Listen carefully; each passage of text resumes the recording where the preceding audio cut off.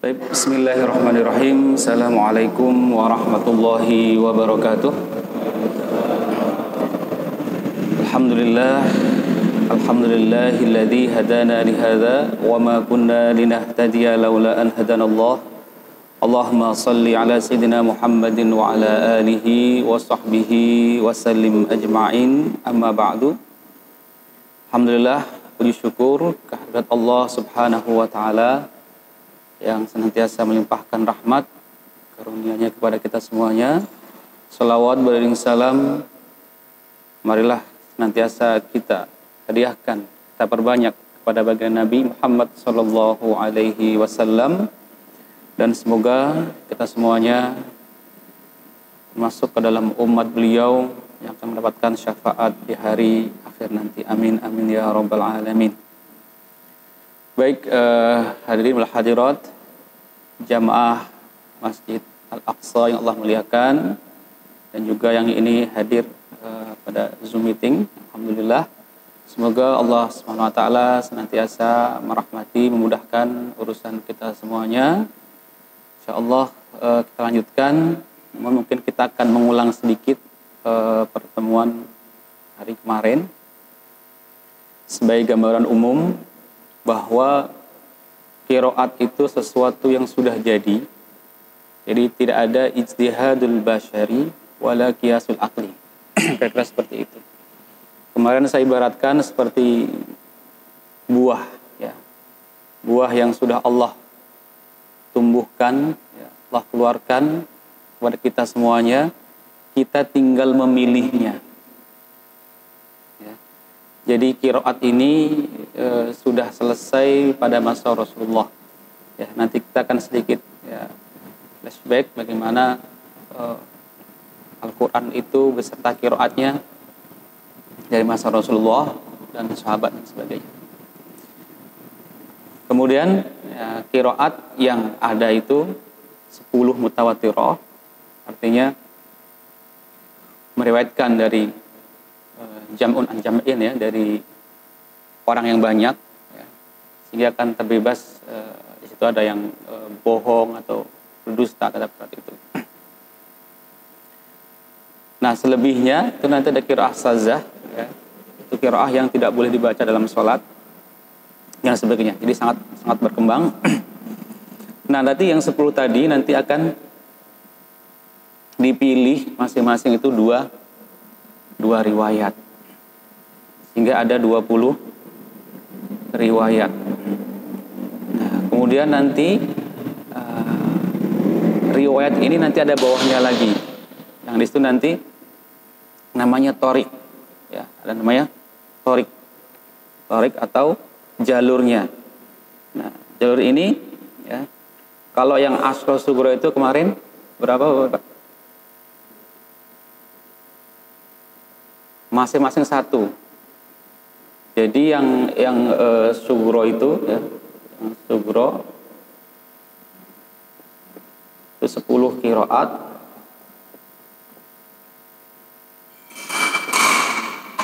Masing-masing diambil 2 menjadi 20 riwayat. Nah, nanti di bawahnya lagi diambil 20 torik. Nah, ini berdasarkan periwayatannya, ya. Jadi Al-Quran itu diriwayatkan dengan sanadnya. Nah, ini, ya, ini untuk ingat pertemuan kemarin, ya. Kemudian kalau al-ashraf, baik, ya. Jadi kemarin sudah tertulis 10, ya, 10 qiraat, 20 riwayat. Nah, nanti masing-masing diambil 20 torik. Ini namanya khilaful wajib, perbedaan yang harus kita ketahui ketika membaca Al-Quran. Jadi misalnya sekarang ini kita membaca dengan riwayat Hafs misalnya, qiraatnya qiraat Imam Asim, toriknya torik Asy-Syatibiyah, misalnya seperti itu. Ya, misalnya seperti itu. Kemudian nanti kalau sudah al-asyra al-kubro, ya, itu nanti 20 ini nanti dikembangkan lagi menjadi masing-masing 4. Jadi ada 80 lagi. Ini torik utama, ya. Ini cabangnya. Yang sampai nanti menjadi berapa? 980. Jadi hari ini kita diminta atau diwajibkan membaca satu versi dari setidaknya 980. Ya. Ini yang ditelusuri jalur sanadnya. Ya, Masya Allah. Nah, apa hikmah adanya perbedaan-perbedaan bacaan ini? Ya. Tentu ketika itu untuk memudahkan umat mempelajari Al-Quran. Untuk memudahkan umat mempelajari Al-Quran ketika itu, ya. Memudahkan umat mempelajari Al-Quran, ya, karena orang Arab juga terdiri dari kabilah-kabilah, ya, suku-suku, ya. Dan bangsa Quraisy itu mungkin sekarang seperti Betawi, seperti sekarang di sini gitu ya. Ya. Kenapa nanti ketika Sayyidina Utsman ketika membentuk tim itu nanti kalau ada perbedaan tulislah dengan bahasa Quraisy, karena Al-Quran itu memang bahasanya Nabi, bahasa Quraisy gitu. Ya.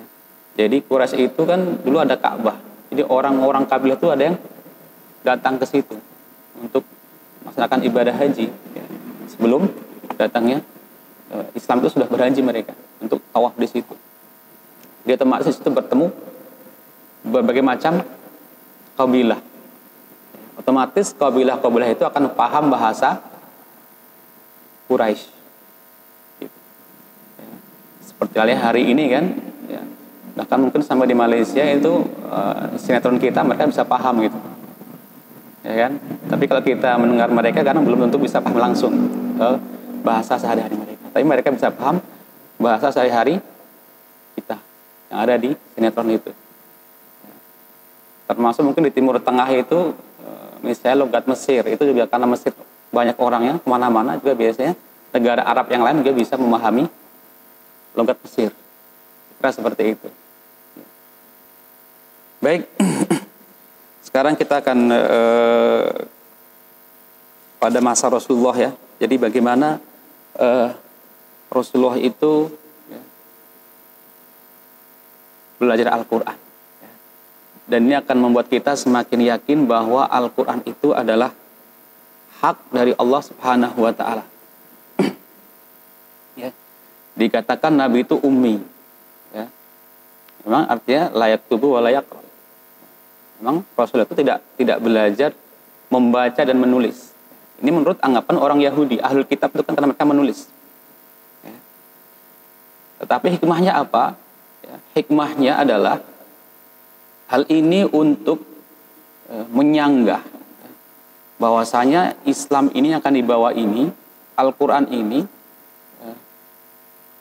contekan, ya. Kalau nabinya bisa nulis, artinya bisa mencontek, ya. Ya. Ya.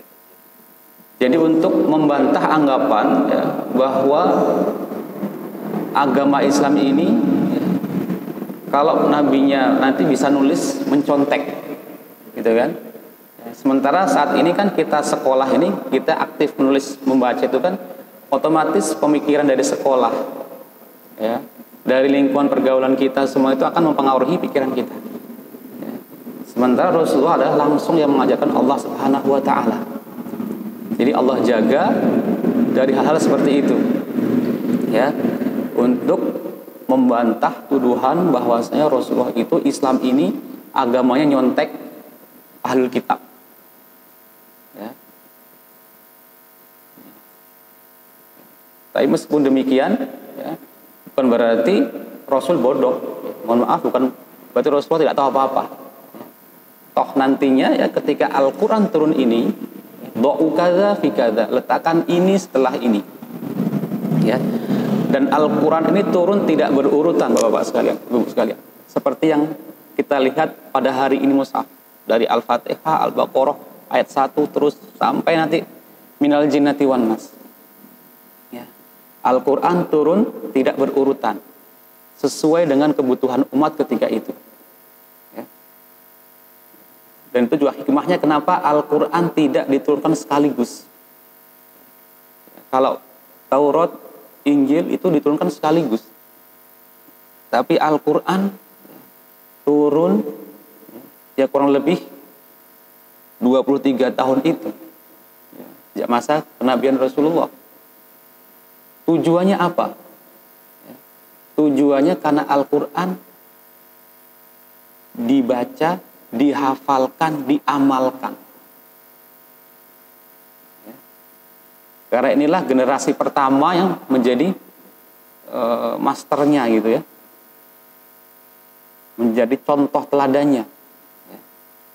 Tentu kalau Rasulullah pribadi menerima Al-Quran 30 juz sekaligus mampu. Ya. Tetapi ini untuk memudahkan umat. Ya. Termasuk di situ qiraatnya tadi. Ya. Karena Al-Quran itu turun, kemudian ditulis, ya dihafalkan juga, kemudian diamalkan pelan-pelan. Dan nanti bahkan setiap tahun ya, Rasul itu murojaah dengan Jibril. Ya. Setiap tahun Rasulullah itu murojaah dengan Jibril. Datang pada Rasulullah ya, untuk memurojaah. Ya. Dan nanti ada yang mansukh, ada yang terhapus. Artinya menyesuaikan dengan kondisi umat. Ya. Sampai nanti di tahun wafatnya beliau itu 2 kali. 2 kali Jibril datang kepada Rasulullah ya, dan pada terakhir kali datang ya, itu disaksikan oleh sahabat Zaid bin Thabit. Disaksikan oleh sahabat Zaid bin Thabit. Ya. Jadi begitu pentingnya ini Al-Quran ya, untuk diamalkan ya. Jadi ditulis, dihafalkan dan juga diamalkan pelan-pelan selama ya, setidaknya untuk generasi para sahabat itu selama hidup dengan Rasulullah ya. Maka nanti ada kesediakan dalam Al-Quran, inna anzalnahu fi lailatul qadar. Anzalnya itu menurunkan sekaligus di langit bumi. Nanti kalau nazzala menurunkan secara berangsur-angsur selama 23 tahun itu. Nah, itu Al-Quran seperti itu ya. Jadi tujuannya termasuk qiraatnya memudahkan umat. Ya. Dan tadi Rasulullah menyuruh untuk letakkan bagian ini setelah bagian ini. Ya. Dan nanti ketika selesai semua utuh, tidak ada yang tumpang tindih. Ya. Dan selesai menulis, selalu Rasul perintahkan coba dibaca dulu ya, yang kamu tulis sudah pas, kemudian ada yang menghafalnya, baru boleh untuk digandakan kepada sahabat yang lain yang ingin menulis. Ini sebuah metode ilmiah yang mungkin hari ini nggak ada seperti itu ya. Ketika mungkin dosen berbicara gitu ya, menyiapkan sesuatu, itu ada yang langsung hafal, ada menghafal kata-kata itu dan menuliskannya persis. Ketika dicocokkan antara hafal dan tulisan tidak bertentangan. Saya kira nggak ada, nggak ada. Kalau orang berbicara gitu kan, terus ditulis langsung di depan yang menyampaikan, di depan Rasulullah gitu kan, ditulis. Setelah selesai coba kamu cross check lagi. Tadi yang kamu tulis apa? Sudah tepat, oke. Ada yang menghafalnya, sudah bagus. Silakan untuk di share ke yang lain. Itu makanya Al-Quran tadi sudah selesai pada masa Rasulullah. Ya, mungkin berbeda dengan yang lainnya. Ya, karena ditulis setelah nabinya meninggal. Ya, sehingga akan terjadi banyak versi. Ya.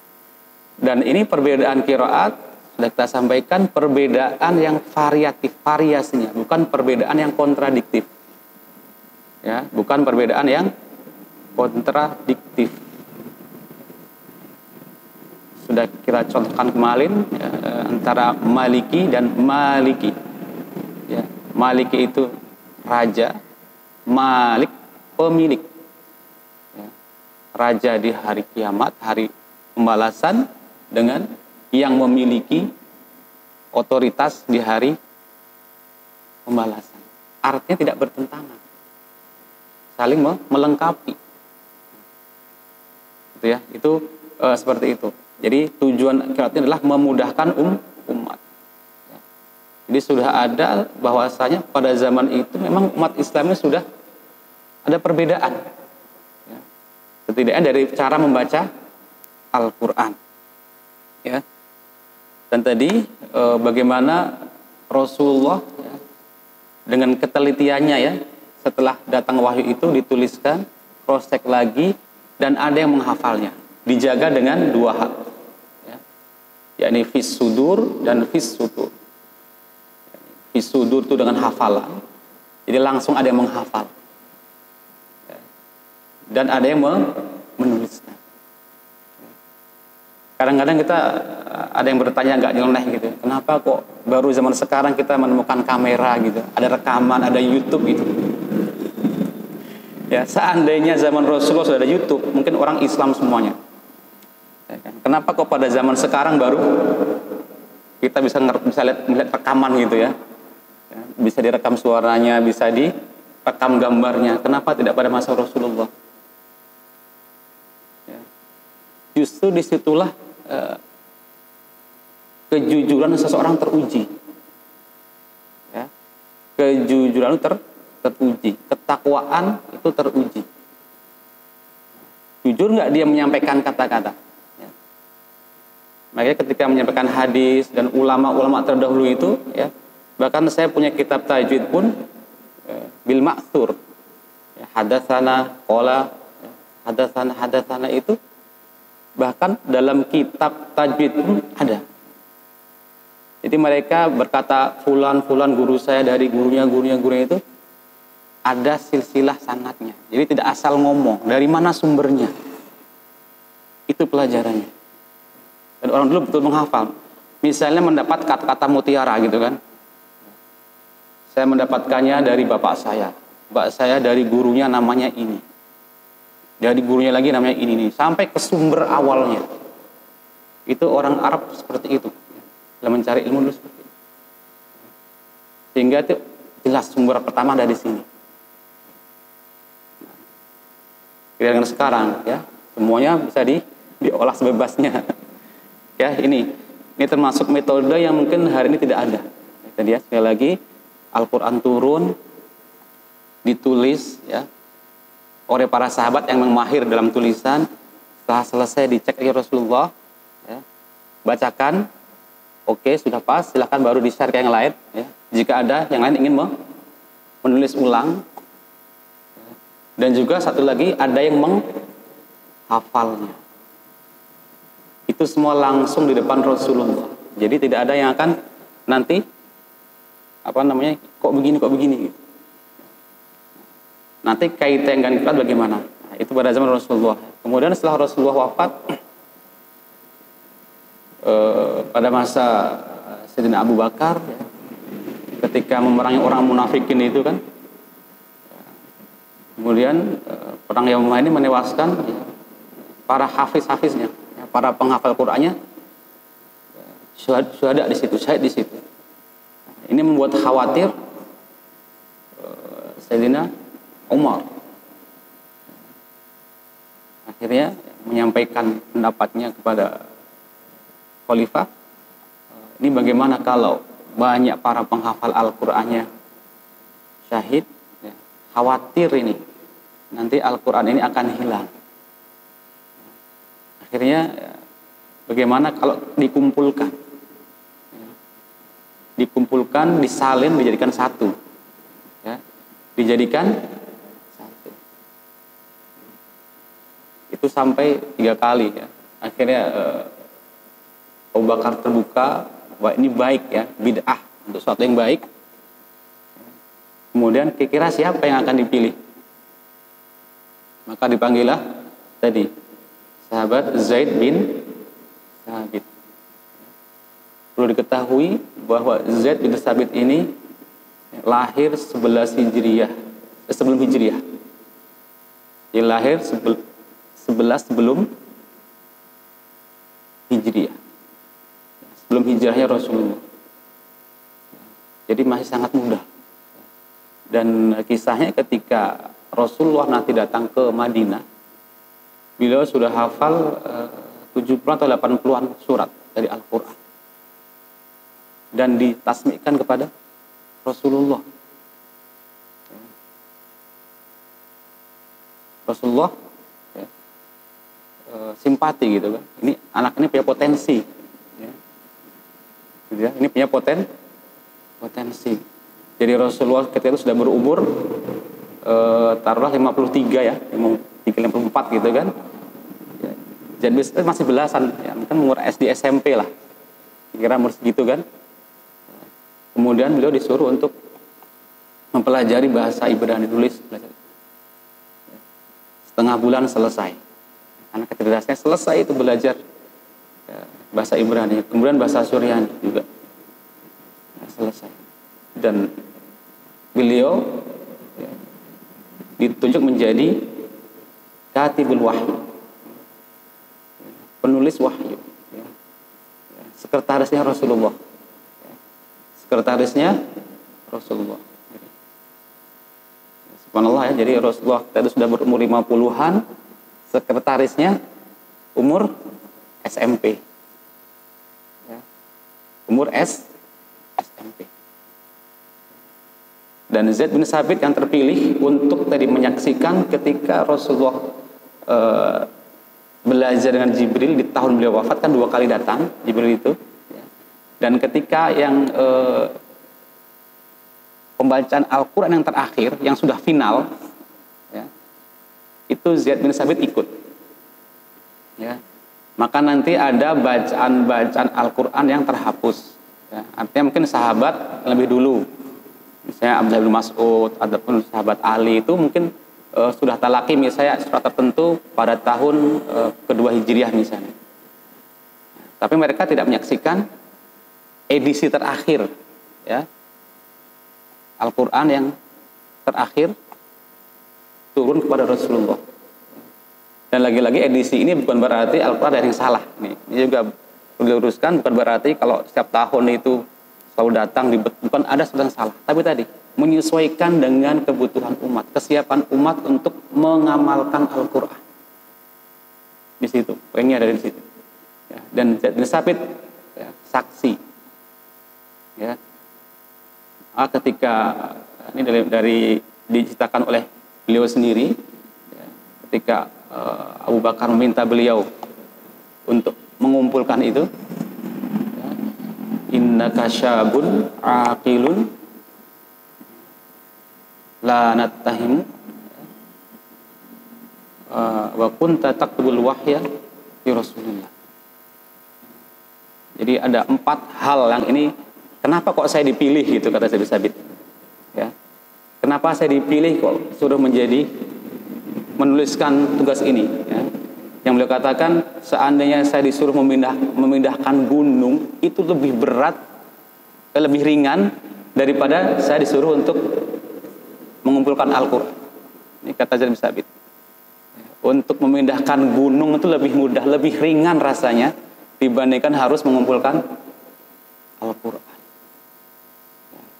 Pertama karena syab, masih muda, masih energik, anak muda itu kan, aqilun, ya, pemikirannya masih bersih, cerdas, ya.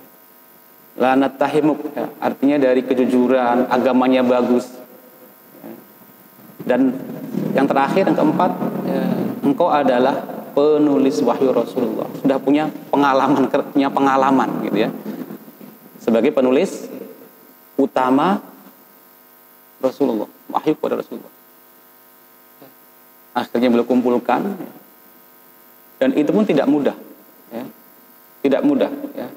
Beliau mensyaratkan, ya, Setiap yang punya lembaran ya, dan mungkin sudah tahu pada zaman itu lembaran itu nggak seperti sekarang kertas. Ada yang nulis di batu, pelepah kurma, tulang dan sebagainya. Tidak seperti hari ini gitu. Silakan masing-masing yang punya lembaran-lembaran Al-Quran datang kepada saya dengan 2 saksi. Ya, datang kepada saya untuk dituliskan ya, dengan 2 saksi. Padahal beliau sendiri ya, termasuk orang yang dikatakan tahu semua tentang Al-Quran. Tapi beliau ingin tahu dari orang lain. Ya, tentu sahabat-sahabat yang dekat dengan Rasulullah ya, kan pasti kemana-mana ikut. Ya, tentu akan banyak mendengarkan hadis ataupun Quran dari Rasulullah, termasuk beliau sendiri. Ya. Tapi beliau ingin mendengarkan dari yang lain.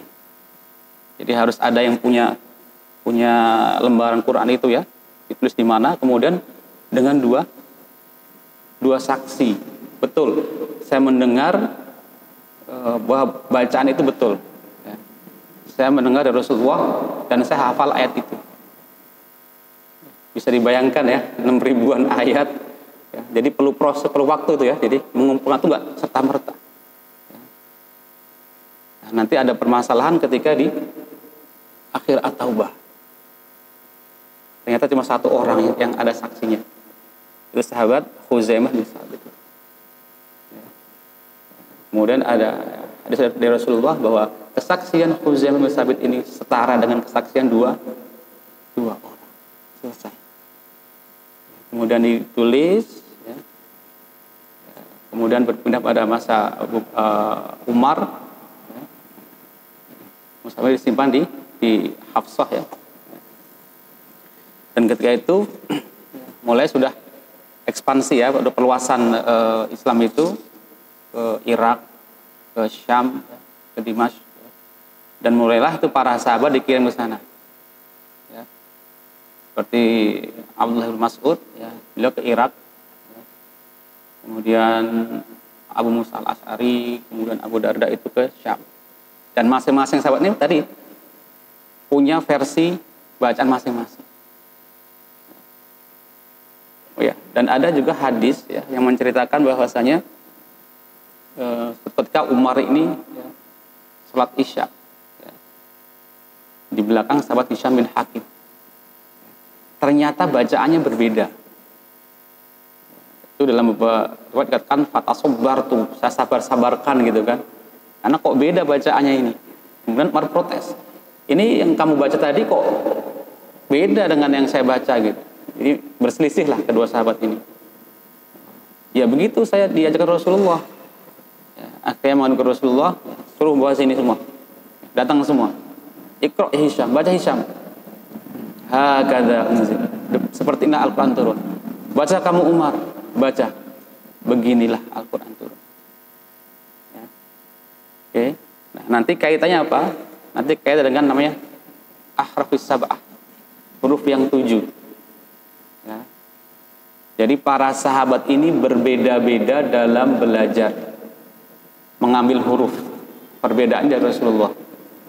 Ya, ini kalau kita bahas ahruf sab'ah ini sangat luas ya. Bahkan dalam ekonomis itu sampai 40 pendapat ya. Karena nanti dari para ahli tafsir, ahli fikih itu berbeda-beda ya. Tapi pada intinya adalah ya, bahwa 7 ini tidak terbatas ada melakukan 7 bahasa ya. Di setiap kabilah itu diwakili satu-satu. Tapi kabilah Arab tidak 7, banyak ya. Kemudian juga ada pendapat yang mengatakan bahwa huruf sabah itu mewakili masing-masing satu qiraat tadi. Qiraat sabah enggak ya. Tidak ya. Ya, karena 7 ini ada berpendapat ya, menunjukkan sesuatu yang banyak, lil kasr gitu ya. Jadi satu yang banyak ya. Makanya di situ yang lebih tepat adalah ya, bahwa ya, tadi para sahabat itu membaca dengan huruf-huruf yang berbeda ya, tentu atas arahan Rasulullah tadi. Tidak masing-masing bisa membaca sembarangan. Tentu atas izin Rasulullah. Jadi kamu baca begini. Kamu baca begini. Hakadha unzila, kata Rasulullah. Demikianlah Al-Quran turun.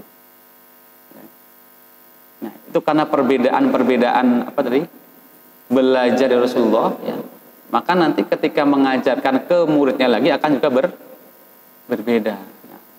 Ketika sudah ada apa namanya ke Irak, ya, Ibnu Mas'ud, ya, dengan madrasahnya dia mengajarkan di sana, ya. Kemudian Abu Musa al-Asy'ari ke Syam. Nanti pas pembukaan atau di Armenia dan Azerbaijan itu, kedua pasukan ini bertemu di situ. Ya. Ketika mereka digerakkan untuk membuka Armenia dan Azerbaijan itu, mereka bertemu di situ dan mereka berselisih. Ya. Bacaan saya yang paling benar, ya. Menurut ahli yang dari Irak, yang dari Syam bacaan saya yang paling benar ini. Nah ini udah mulai terjadi konflik, ya, gara-gara karena bacaan. Ya. Sehingga ada satu sahabat namanya Hudzaifah bin Yaman. Ya. Beliau jauh-jauh gitu, sekarang dari Armenia, Azerbaijan menghadap Khalifah Utsman bin Affan. Jauh-jauh, ya, dari Armenia, Azerbaijan, ketika masih perangan di sana, dia berangkat ke Madinah.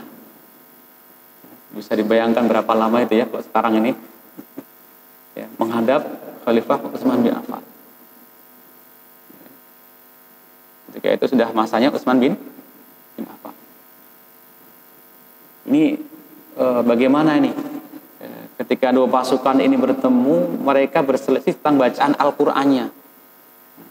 Masing-masing mengklaim yang paling benar, yang paling baik. Ini kalau dibiarkan, ini menjadi fitnah, ya, seperti pertikaiannya berselisihnya ahli kitab.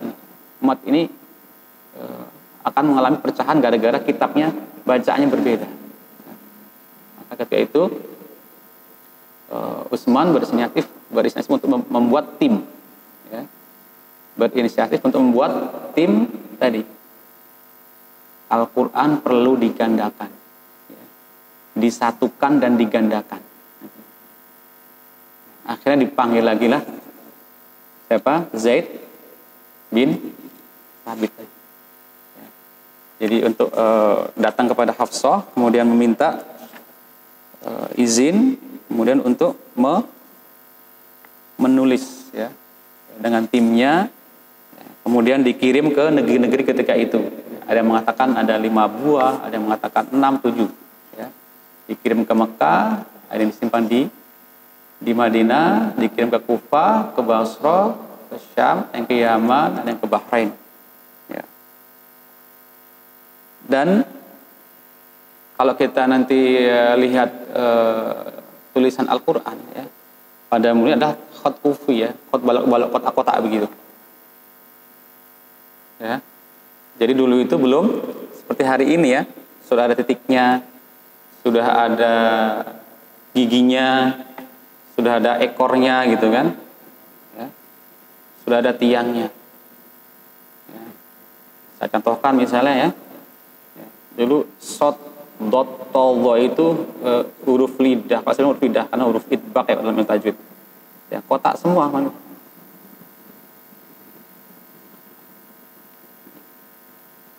Jadi dulu batasa nun itu satu bentuk, ya kan? Belum ada titiknya, belum dikasih harokat, ya.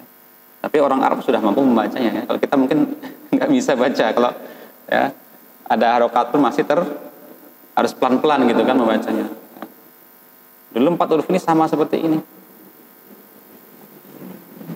ya, kotak semua, ya. Belum dikasih tiangnya kan. Nah, ini kasih ekor kan, baru kasih ekor, ini kasih tiang, ya. Baru kasih titik. Itu datang belakangan, ya. Dulunya polos semua, ya. Polos semua dulunya, ya. Maka ada bacaan, ya, wa ma huwa al-ghaibi bidhonin, ada bidhonin, ya, bidhonin pakai dot, ya. Ada qiraat yang membaca bidhonim. Ada qiraat yang membaca pakai apa? Pakai dot. Ada yang membaca pakai wo, yang ada tiangnya. Tapi artinya nanti tidak akan bertentangan. Ya. Artinya akan saling melengkapi. Ya, bidhonin. Ya, dhon itu kan Rasul itu bukanlah terhadap sesuatu yang gaib itu dia orang yang tertuduh. Ya. Rasul kan dituduh orang gila, ya, pendongeng. Bukanlah orang yang tertuduh. Kalau pakai bot, bukanlah orang yang menyembunyikan. Bukanlah orang yang menyembunyikan. Itu maknanya tidak bertentangan. Justru saling melengkapi.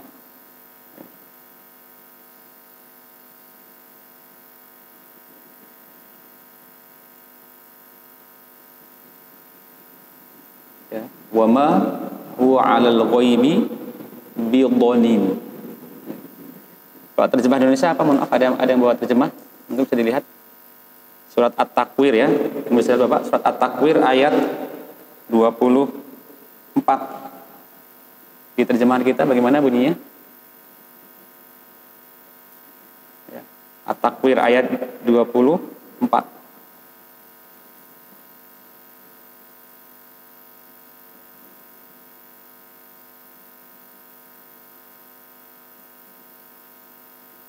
Ya. At-Takwir ya. Ayat 24. Bagaimana terjemahannya? Di terjemahan Indonesia?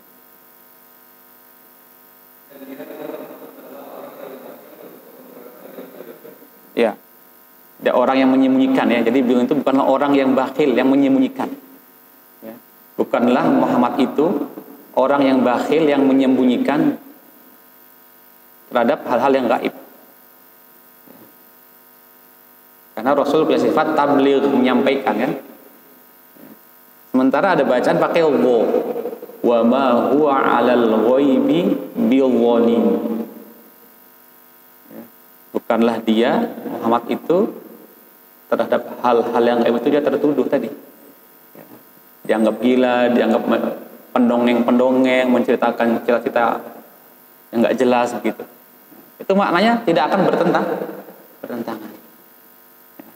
Nanti lagi misalnya, ya, ini contoh tulisan ya, bisa hapus nanti.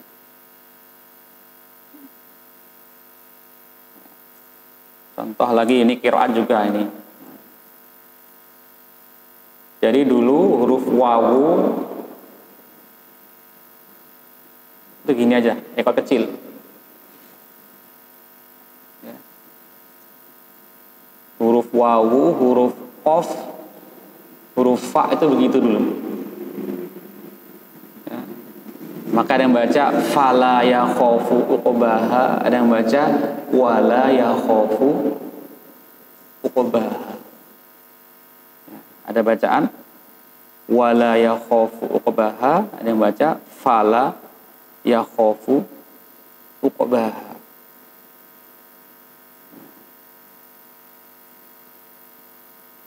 Seperti itu. Ya. Jadi belum ada titiknya dulu. Ya. Itu khat maghribi, sekarang masih ada tuh mushaf itu cetak huruf. Saya ada mushaf itu dari Libya itu. Itu titik satu di atas tuh qaf. Kalau fa titik di bawah. Jadi kita kan bingung kan? Tandanya beda sama kita sekarang. Ya. Jadi kalau titik satu itu qaf bukan fa. Fa bagaimana? Titiknya di bawah. Gitu ya. Ini asalnya seperti itu dulu. Ya. Jadi huruf wawu, huruf fa, huruf qaf dulu seperti itu. Ya. Hanya kotak ekor kecil.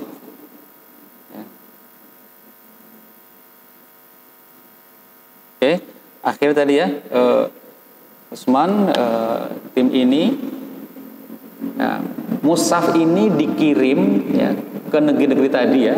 Ada yang ke Mekah, ada yang ke Kufah, ada yang ke Basra, Syam. Itu bersama qori'nya, bersama guru yang mengajarkannya. Jadi tidak mungkin mushaf dikirim gitu aja nggak ada yang mengajarkan. Ini menurut saya dakwah perlu ditiru juga gitu. Jadi kita menginginkan sesuatu itu dengan yang pengajarnya.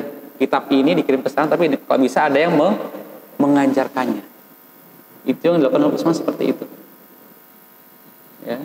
Jadi dikirim ke Kufah ya beserta guru yang akan mengajarkan bacaan ini.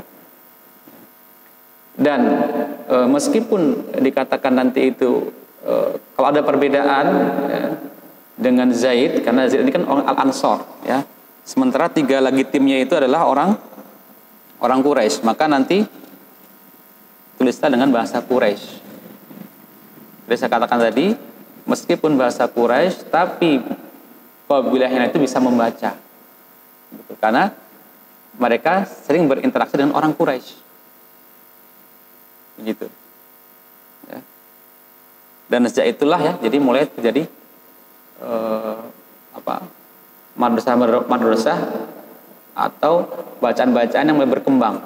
Ya, yang nanti mulai dibukukan, masa pembukuan, masa orang mulai banyak ya, dan menyadarkan bacaan kepada imam-imam tadi ya. Ada pertanyaan terus, bacaan Rasulullah seperti apa ya, semuanya itu gitu. Sama dalam fikih, Rasul itu sholatnya seperti mazhab yang mana ya, semuanya kan gitu ya kan. Gak bisa kita bilang Rasulullah mazhab Syafi'i aja, nggak bisa. Semuanya itu ya, adalah tuntunan Rasulullah, termasuk dalam mati qiraat. Jadi Rasul itu baca yang qiraat yang mana? Ya semuanya. Bukan hanya satu qiraat. Thoriq yang mana? Ya sebenarnya yang tadi semua itu ya Rasulullah baca. Ya. Jadi kemarin saya singgung ada namanya ikhtiar. Nah itu tadi.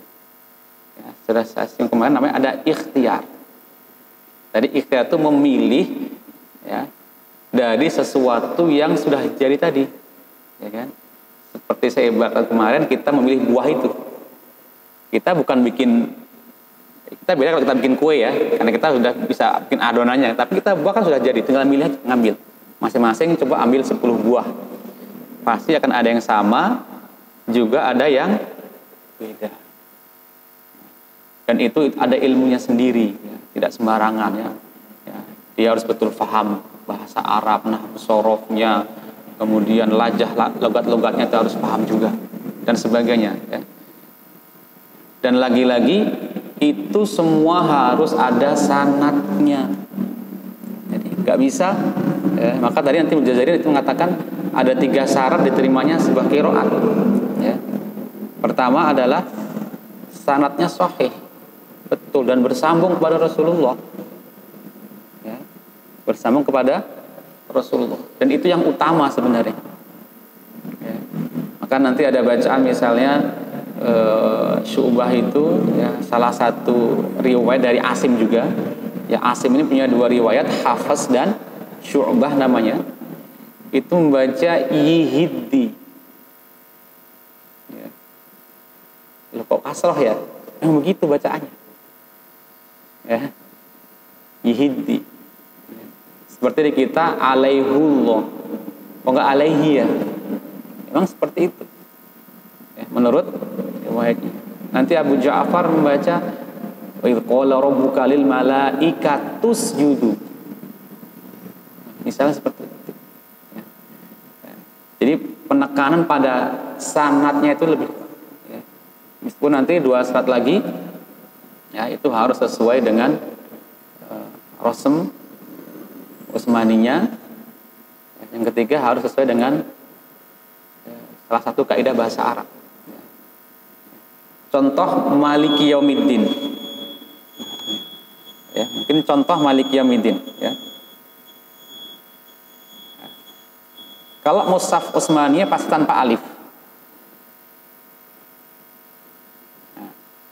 Asal dulu begini kan.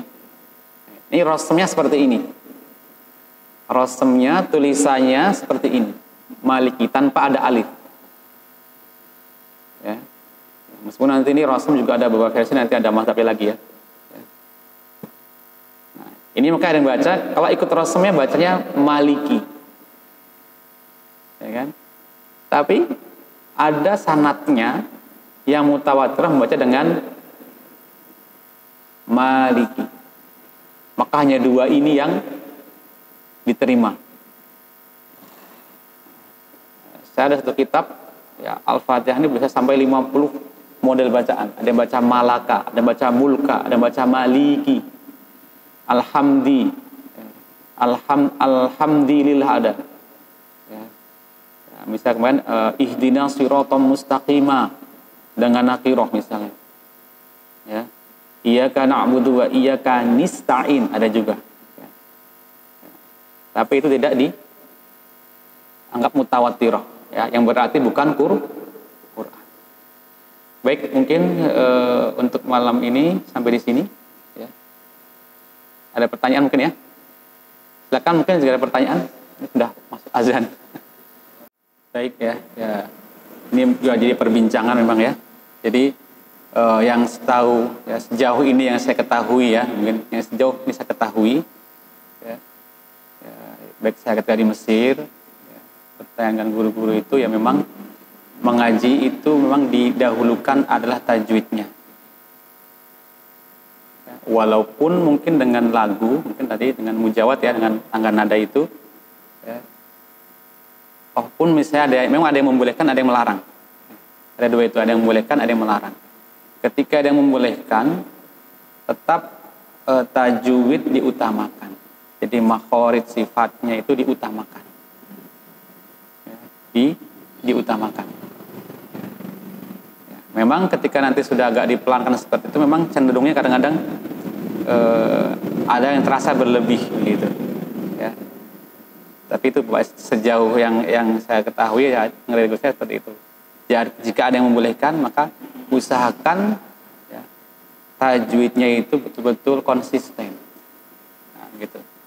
Jadi memang ya sejauh yang kita ketahui kalau masalah sanatnya sepertinya ya sejauh saya belum tidak ada sanatnya kalau bacaan yang seperti itu sampai ke Rasulullah ya. Sejauh ini ya, kalau dalam membaca Al-Quran mat terpanjang adalah 6 harokat ya, 6 harokat ya, ini sejauh yang saya ketahui seperti itu. Jadi saya ketahui ya paling panjang itu mat lazim, itu sepakat semua riwayat, semua qiraat itu segitu ya, 6 harokat atau 3 alif, alif alif alif gitu. Adapun jika ada yang melebihkan ya wa alam ya. Jadi sejauh saya ketahui seperti itu Pak. Jadi pada intinya ya, tentu kita lebih mengutamakan bagaimana tajwidnya. Ya. Keindahan memang juga dianjurkan. Ya, membaca Al-Quran dengan bacaan yang indah itu juga dianjurkan. Ya. Tetapi ya tadi ya, hal terpenting adalah bagaimana jangan sampai merubah Al-Qurannya gitu.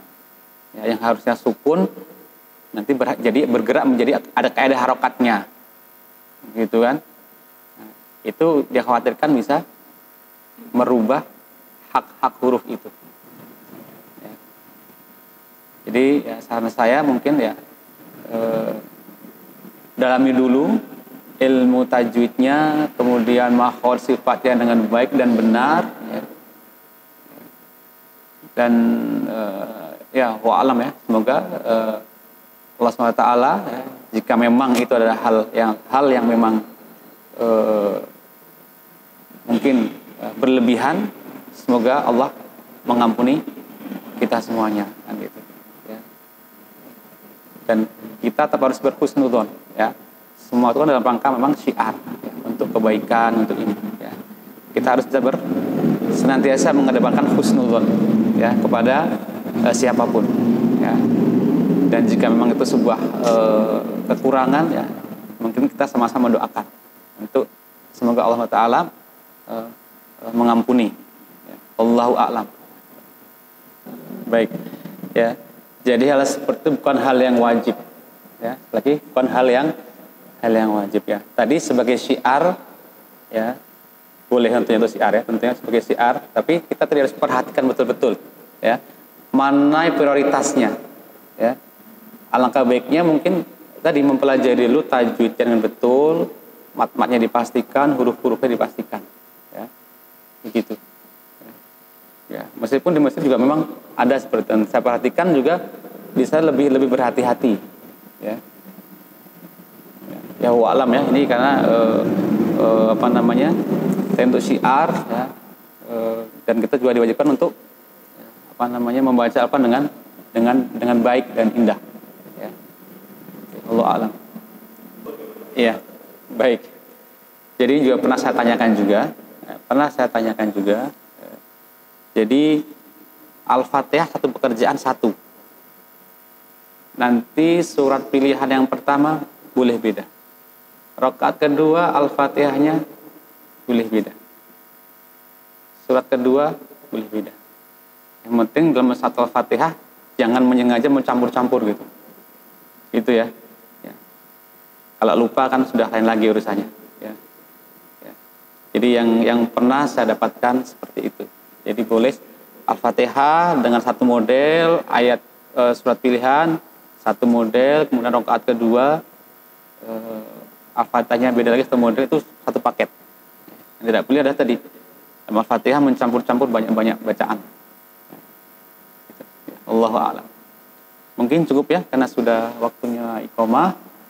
Mohon maaf apabila mungkin ada hal yang kurang berkenan, ya. Semoga Allah Ta'ala senantiasa kita kesehatan keberkahan. Setelah kita lanjutkan besok. Akhirul kalam. Assalamualaikum warahmatullahi wabarakatuh.